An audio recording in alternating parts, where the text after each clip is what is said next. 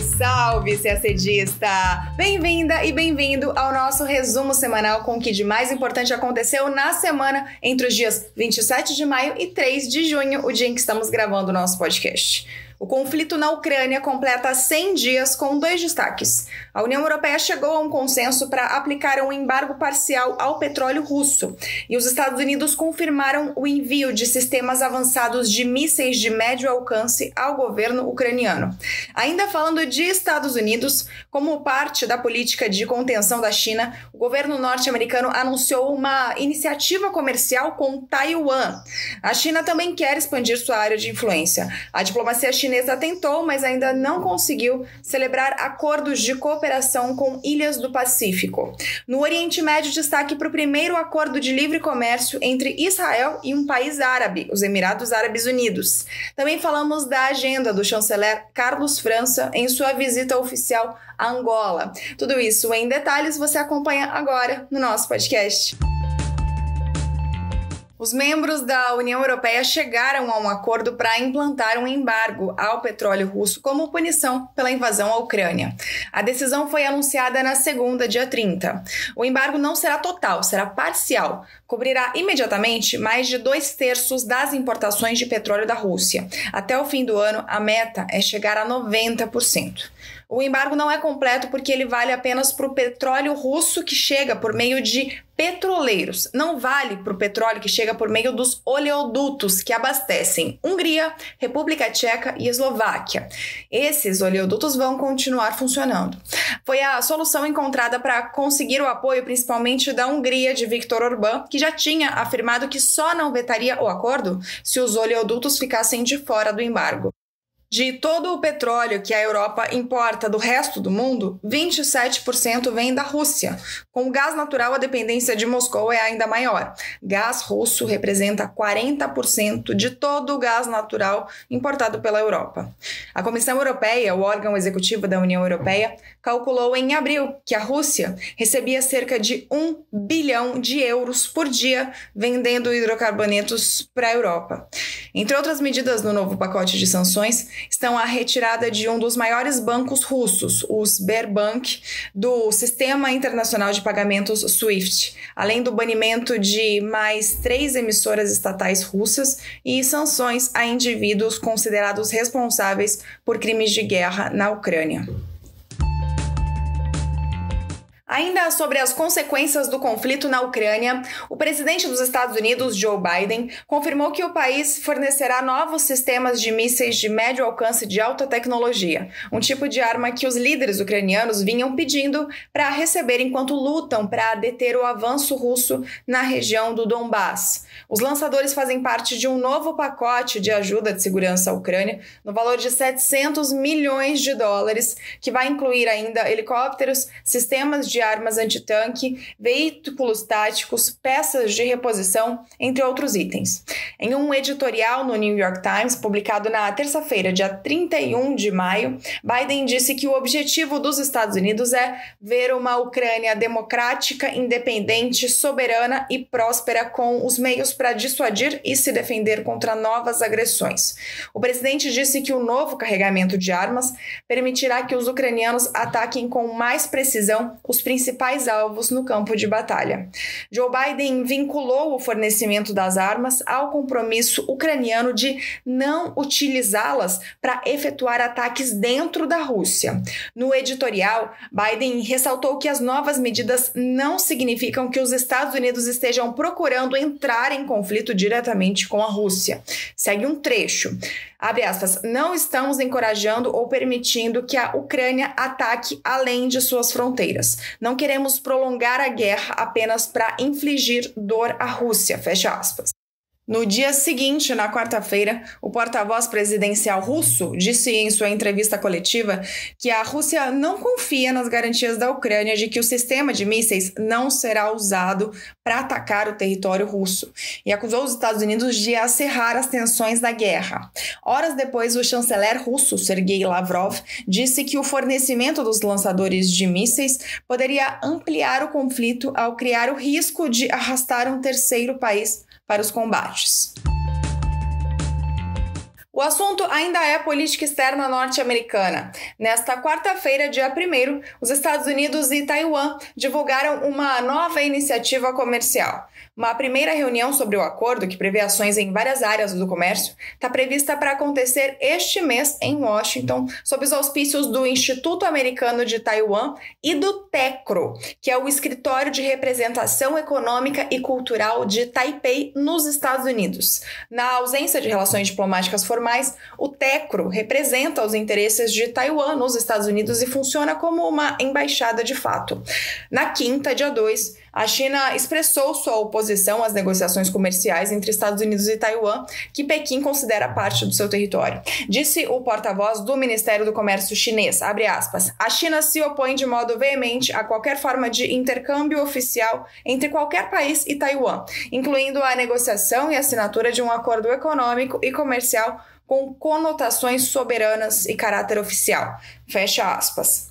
O anúncio das negociações entre o governo americano e Taiwan aconteceu 2 dias depois que 30 aviões chineses entraram na zona de defesa aérea da ilha de Taiwan. Nesta quinta-feira, o porta-voz chinês pediu que os Estados Unidos se abstenham de enviar um sinal errôneo aos que eles consideram separatistas que desejam a independência de Taiwan. O governo norte-americano, assim como a maioria dos países, não reconhecem Taiwan de maneira oficial, mas Washington apoia fortemente o status democrático da ilha. Os Estados Unidos são o maior parceiro e fornecedor de armas de Taiwan. Além disso, os Estados Unidos e Taiwan estão vinculados desde 1994 por um marco de comércio e investimentos. Taiwan também aderiu à Organização Mundial do Comércio, a OMC, em 2002, o que contribuiu para o crescimento do comércio bilateral. O próximo passo na relação econômica seria um acordo comercial formal, jamais concretizado devido ao complexo contexto político. Não muito longe dali, o chanceler da China, Wang Yi, realizou uma viagem de 10 dias a Ilhas do Pacífico para propor um acordo que, entre outras coisas, previa aumentar a presença chinesa na segurança local, algo semelhante ao que foi firmado com as Ilhas Salomão, e esboçar uma área de livre comércio.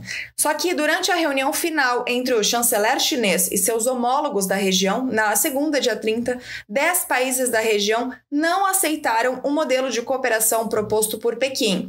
Algumas nações queriam que alterações fossem feitas no documento e que a decisão fosse adiada.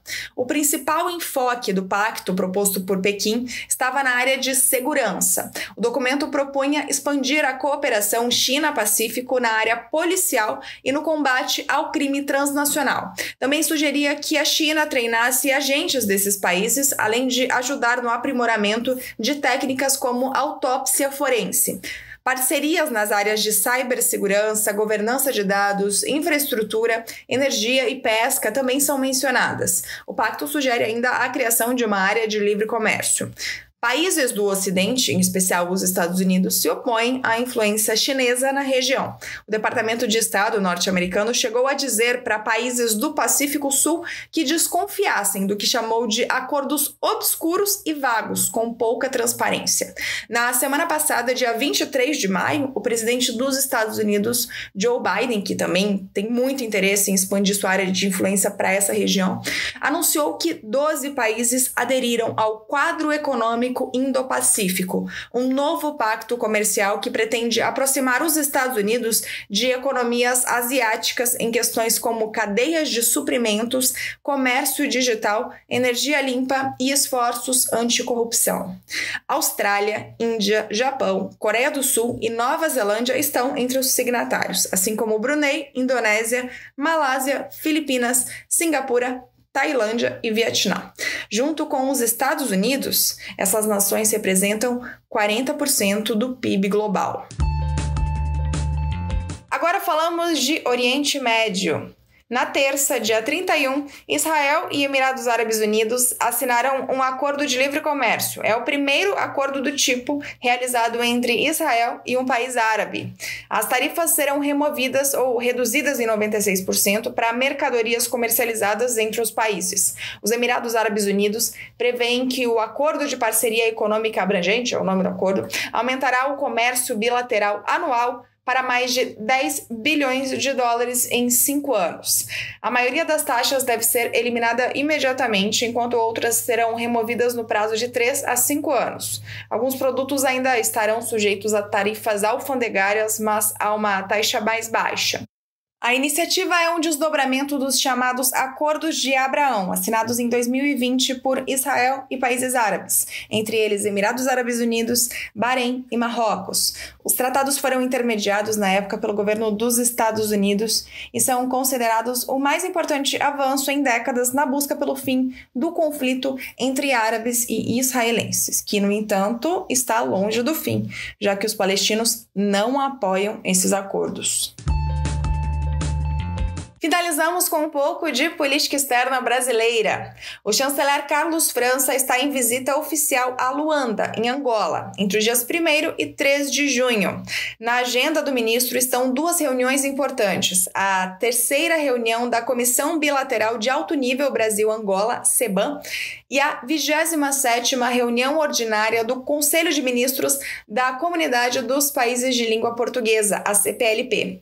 O Itamaraty informou que a 3ª CEBAM celebraria os 47 anos de relações diplomáticas e a fluidez da parceria estratégica entre os dois países. Segundo o MRE, a história de amizade e de cooperação entre Brasil e Angola tem se desdobrado em iniciativas no campo da cooperação em defesa, técnica e educacional, na concertação no âmbito dos organismos multilaterais e no crescente comércio bilateral.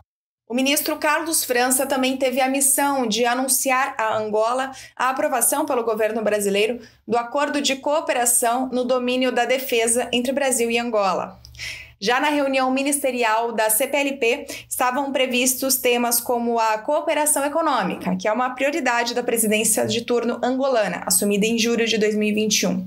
Em fevereiro deste ano, foi estabelecido o Fórum de Agências de Promoção do Comércio e do Investimento da CPLP, que, segundo o Itamaraty, será um instrumento relevante para concretizar o potencial de cooperação econômica da comunidade. Agora vamos aos dados das relações bilaterais. Os indicadores da relação econômica entre Brasil e Angola têm aumentado, com o fluxo de comércio bilateral crescendo 8% em 2021 e somando 577 milhões de dólares e meio. No primeiro quadrimestre de 2022, o comércio dobrou em relação ao mesmo período do ano passado. As exportações brasileiras concentram-se em carnes, açúcares e melaços e veículos rodoviários. E o que o Brasil mais importa de Angola é petróleo e gás natural. E a gente termina o nosso podcast por aqui. Uma ótima semana, bons estudos e até sexta-feira que vem.